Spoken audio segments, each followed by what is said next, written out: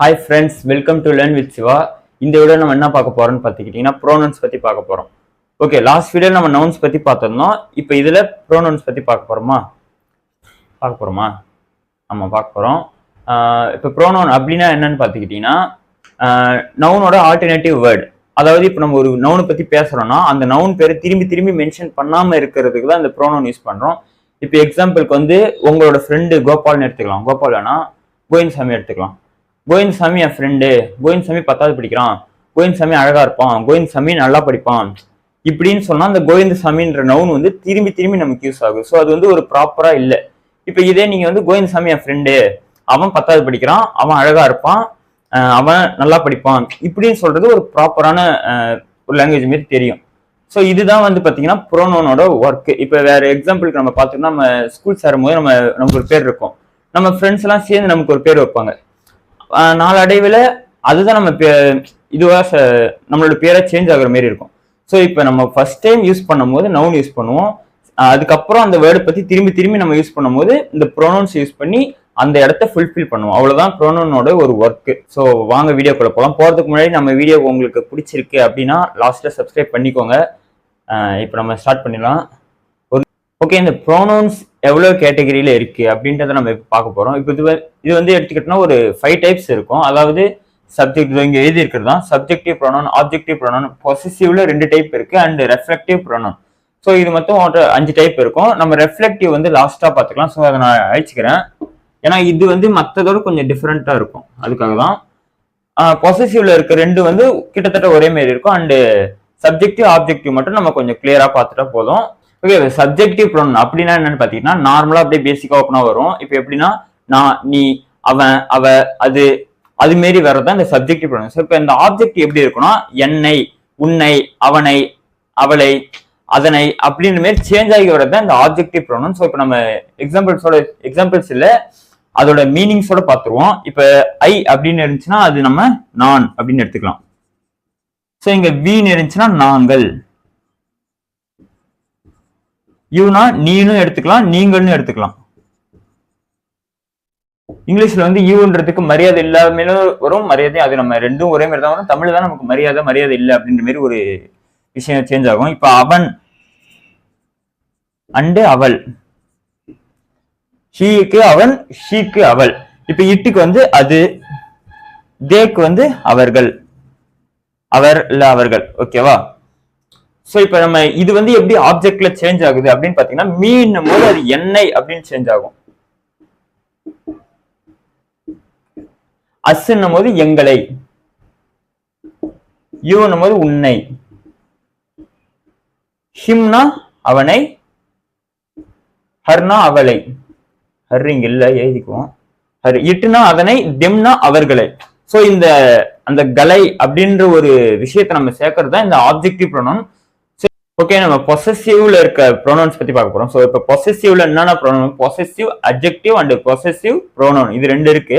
So இப்போ first possessive அப்படின்னா என்னன்னு எடுத்துக்கிட்டோம்னா நீங்க ஒரு பொருளுக்கு ஓனர்ஷிப் எடுக்கிறீங்க அப்படின்னா அது வந்து பொசசிவ் அப்படின்ற கேஸ்ல வரும். ஸோ இப்போ எக்ஸாம்பிள் பார்த்தா this is my pen, this is my car அப்படி சொல்லும் போது அந்த கார் வந்து உங்களுடையது. ஸோ நீங்க வந்து ஒரு ஓனர்ஷிப், அதுக்கு அந்த ஒரு பொருள் கூட நீங்க ஒரு ஓனர்ஷிப்பை பில்ட் பண்றீங்க. ஸோ இந்த கேஸ் தான் வந்து பாத்தீங்கன்னா பொசசிவ்ல வரும். சரி, இப்போ நம்ம அடுத்து பார்க்க போது possessive adjective and possessive pronoun. So இதுக்கு இருக்கிற டிஃபரன்ஸ் பத்தி கொஞ்சம் நீங்க அண்டர்ஸ்டாண்ட் பண்ணீங்க. நான் ஒரு சின்ன எக்ஸாம்பிள் சொல்றேன், இதை நீங்க மைண்ட்ல வச்சுக்கோங்க. இப்போ வந்து இந்த கார் உங்களுடையது, இது உங்களுடைய கார், இது ரெண்டையும் நீங்க நல்லா பிரிச்சுக்கோங்க. இது உங்களுடைய கார், இந்த கார் உங்களுடையது. ஸோ இது ரெண்டுத்துக்கும் ஒரு டிஃபரன்ஸ் இருக்குது சின்னதா, நீங்க அதை நல்லா யோசிச்சு பார்த்தீங்கன்னா உங்களுக்கே புரியும். ஸோ இப்போ இந்த கார் உங்களுடையது அப்படின்னும் போது பொசசிவ் ப்ரோனவுன்ல வரும்.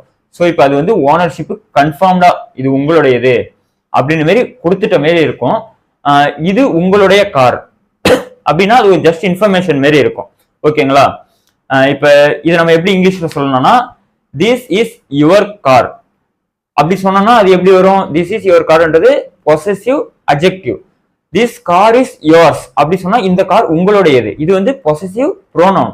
சோ நான் எழுதிட்டு உங்களுக்கு எக்ஸ்பிளைன் பண்றேன், ஏன்னா இது ஓகே. இங்க நீங்க பாருங்க, திஸ் இஸ் யுவர் கார், இது உன்னுடைய car, this car is yours, இந்த கார் உன்னுடையது. ஸோ இது ரெண்டும் தான் இதுக்கு இருக்கிற டிஃபரன்ஸ். ஸோ இது நீங்க நிறைய எக்ஸாம்பிள்ஸோட சேர்த்து நீங்க பார்க்கும்போது ஈஸியா உங்களுக்கு அண்டர்ஸ்டாண்ட் ஆயிடும். ஸோ நான் subject, object, possessive அட்ஜெக்ட், possessive pronoun. So இப்போ நம்ம ஃபர்ஸ்ட் ஐக்கு எடுத்துக்கலாம். ஐனா நான், மீனா என்னை. இப்போ மை அப்படின்னா என்னுடைய, நெக்ஸ்ட் மைன் அப்படின்னா என்னுடையது. ஸோ இங்க டிஃபரன்ஸ் நீங்க நல்லா நோட் பண்ணுங்க. ஐனா நான், மீனா என்னை, மைனா என்னுடைய, மைனா என்னுடையது. ஸோ இப்போ செகண்ட் வந்து யூ, சேம் இங்கேயும் யூ தான் வரும். யுவர் உன்னுடைய, யுவர்ஸ் உன்னுடையது. ஓகே, ஹி எடுத்துக்கலாம். ஹி அவன், அடுத்து ஹிம் அவனை, அடுத்து ஹிஸ், ஹிஸ்ன்றது அவனுடைய, சேம் ஹிஸ்ன்றது அவனுடையது. அடுத்து ஷி அவள், her same her and hers. ஹர்னா அவளுடைய அண்ட் அவளை, அப்படி ரெண்டுமே ஹர் தான் வரும். அவளுடையது அப்படின்னும் போது ஹர்ஸ் அப்படின்னு யூஸ் பண்ணும். நெக்ஸ்ட் இட்டு, இட்டுக்கு ஆப்ஜெக்டிவ் ப்ரோனவுனும் இட்டே தான் வரும். அண்டு பொசசிவ் அட்ஜெக்டிவ் இட்ஸ் வரும். அண்டு பொசசிவ் ப்ரோனவுனுக்கும் இட்ஸ், இது ரெண்டு லாஸ்ட் ரெண்டுத்துக்கும் இட்ஸ் தான் வரும். அண்டு தே, தே அவர்கள், தெம் அவர்களை, அண்டு தேர் தேர்ஸ். தேர்னா அவர்களுடைய, தேர்ஸ்னா அவர்களுடையது. அவ்வளவுதான் பாத்தீங்கன்னா இந்த பொசசிவ் ப்ரோனவுன். ஸோ நம்ம நெக்ஸ்ட் ஓகே இப்போ லாஸ்டா ரிஃப்ளெக்டிவ் ப்ரோனவுன் அப்படின்றத தனியா பார்க்கலாம் சொல்லுங்க. ஸோ இப்போ பேர் நீங்க படிக்கும் போதே உங்களுக்கு தெரியும், ரிஃப்ளெக்டிவ் ப்ரோனவுன் அது ஒரு விஷயத்தை ரிஃப்ளெக்ட் பண்றது அப்படின்னு சொல்லுவோம். இப்போ எதை ரிஃப்ளெக்ட் பண்ணுதுன்னா அதை பத்தி அதை ரெஃப்ளெக்ட் பண்ணும். இப்போ எக்ஸாம்பிளுக்கு எப்படின்னா, இப்போ மைனா என்னைன்னு சொன்னோமா, மைனா என்னுடைய அப்படின்னு சொன்னோமா. இப்போ மை செல்ஃப் அப்படின்னா என்னை பத்தி நானே இது பண்றது. யுவர் செல்ஃப் அப்படின்னா உங்களை பத்தி நீங்களே இது பண்றது. இதுமாரி உங்களை பத்தி நீங்களே சொல்றது, இதுமாரி விஷயம் தான் அப்படின்னு பாத்தீங்கன்னா ரெஃப்ளெக்டிவ் ப்ரோனவுன். ஸோ இது இப்போ எப்படி வரும்னு பார்த்துக்கிட்டீங்கன்னா, I, we, you, they, he, she. Okay, இப்போ ஐன்றது எப்படி வரும்னா myself, myself, ourself, yourself, self and themself, himself and herself. So இதுதான் பார்த்தீங்கன்னா ரெஃப்ளெக்டிவ் ப்ரோனவுன். பெருசா இதுல ஒரு விஷயமும் இருக்காது, உங்களை பத்தி நீங்களே சொல்லிக்கிறது தான் இந்த reflective pronoun.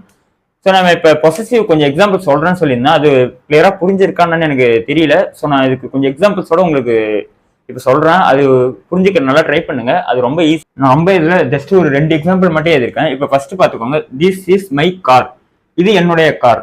This is my book, இது என்னுடைய புக். இப்போ இது வந்து பொசசிவ் அட்ஜெக்டிவ் அதுல வரும். ஸோ இதை நம்ம இப்போ பொசசிவ் ப்ரோனவுன்ல மாத்தும் போது எப்படி வரும்னா, this car is mine, this book is mine, இது என்னுடைய கார், இது என்னுடைய புக்கு அப்படின்றத, இந்த புக்கு என்னுடையது, இந்த கார் என்னுடையது அப்படின்னு சேஞ்ச் பண்ணும். ஸோ இதுதான் இதுல இருக்க ஒரு பெரிய சின்ன டிஃபரன்ஸ். பெருசா இதனால ஒரு, ஸோ நீங்க பேச போற இங்கிலீஷ்ல இதனால பெரிய ஒரு பாதிப்பு எதுவும் ஏற்படாது. ஸோ இது நீங்க நல்லா அண்டர்ஸ்டாண்ட் பண்ணிக்கோங்க, ப்ராக்டிஸ் பண்ணுங்க, ஈஸியா வந்துடும். ஸோ நம்ம நெக்ஸ்ட் வீடியோல பார்க்கலாம். இந்த கிராமரோட பேசிக்ஸ் முடிச்சதுக்கு அப்புறம் நம்ம சேனல் வந்து கொஞ்சம் இன்ட்ரெஸ்டிங்கா இருக்கும்னு எனக்கு ஃபீல் ஆகுது. ஏன்னா அந்த கண்டென்ட் தான் எனக்கு கொஞ்சம் இன்ட்ரெஸ்டிங்கா இருக்கும். ஏன்னா பேசிக்ஸ் எனக்கே பேச தெரியாது, நான் புதுசா கத்துக்கிட்டு உங்களுக்கு சொல்ற மாதிரி எனக்கு தெரியுது, அதனால கொஞ்சம் கஷ்டமா போகுது அப்படின்ற மாதிரி எனக்கு தோணுது. ஸோ நம்ம கிராமர் அந்த இதெல்லாம் முடிச்சுட்டு ஸ்போக்கன் சைடு நம்ம போகும்போது ரொம்ப ஈஸியா இருக்கும் அப்படின்ற மாதிரி எனக்கு ஃபீல் ஆகுது. ஸோ நம்ம நெக்ஸ்ட் வீடியோ பார்க்கலாம். Thanks for